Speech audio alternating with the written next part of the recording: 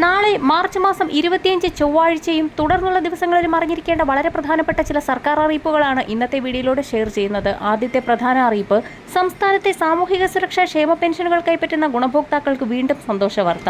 2025 March മാസത്തിലെ സാമൂഹ്യ സുരക്ഷാ പെൻഷൻ വിതരണത്തിന് പിന്നാലെ ഒരു ഗഡു പെൻഷൻ കുടിശ്ശിക കൂടി വിതരണം ആരംഭിക്കുന്നു എന്നുള്ള സുപ്രധാന അറിയിപ്പാണ് ഈ മണിക്കൂറുകളിൽ പുറത്തു വന്നിരിക്കുന്നത്.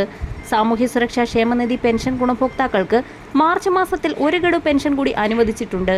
ഇതിനായി 817 കോടി രൂപ അനുവദിച്ചതായി ധനമന്ത്രി കെ എൻ ബാലഗോപാൽ കഴിഞ്ഞ ദിവസം അറിയിച്ചിരുന്നു. മാർച്ച് മാസത്തിലെ പെൻഷൻ തുകയുടെ ആദ്യഘട്ട വിതരണത്തിന് ശേഷം ഗുണഭോക്താക്കൾക്ക് 3 മാസത്തിൽ കുടിശ്ശികയായിരിക്കുന്ന സാമൂഹ്യ സുരക്ഷാ പെൻഷനിൽ ഒരു ഗഡു വിതരണം ആരംഭിക്കും.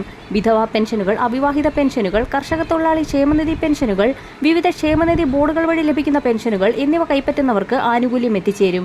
26.6 ലക്ഷം ആളുകൾക്ക് ബാങ്ക് അക്കൗണ്ടുകൾ വഴിയും 24 ലക്ഷത്തോളം വരുന്ന ആളുകൾക്ക് സഹകരണ സംഘം ഉദ്യോഗസ്ഥർ വഴിയും തുക കൈമാറും. വ്യാഴാഴ്ച മുതൽ ഗുണഭോക്താക്കൾക്ക് പെൻഷൻ ലഭിച്ചു തുടങ്ങും.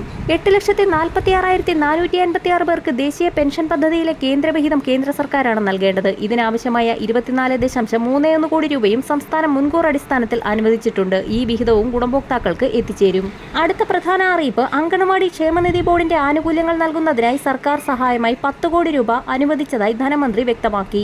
വിരമിച്ച അംഗനവാടി ജീവനക്കാരുടെ പെൻഷൻ അടക്കമുള്ള ആനുകൂല്യങ്ങൾ നൽകുന്നതിനാണ് അധിക ധനസഹായം അനുവദിച്ചത്. പെൻഷൻ കുടിശ്ശിക ആനുകൂല്യം മുൻഗണനാടിസ്ഥാനത്തിൽ നൽകുമെന്ന് ചട്ടം 300 പ്രകാരം മുഖ്യമന്ത്രി പിണറായി വിജയൻ അറിയിച്ചു. സംസ്ഥാനത്ത് നിർമ്മാണ തൊഴിലാളി ക്ഷേമ പെൻഷനുകൾ കൈപ്പറ്റുന്ന ഗുണഭോക്താക്കൾക്ക് ഒരു ഗഡു അനുവദിച്ചു. പെൻഷൻ തുകയുടെ വിതരണം ഇന്നു മുതൽ ആരംഭിച്ചിട്ടുണ്ട്.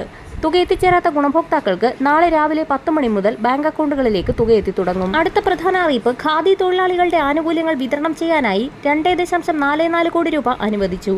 12,500 തൊഴിലാളികൾക്ക് ആനുകൂല്യം എത്തി തുടങ്ങും. വരും ദിവസങ്ങളിലെ സർക്കാർ അറിയിപ്പുകൾക്കായി ചാനൽ സബ്സ്ക്രൈബ് ചെയ്യാൻ മറക്കാതിരിക്കുക.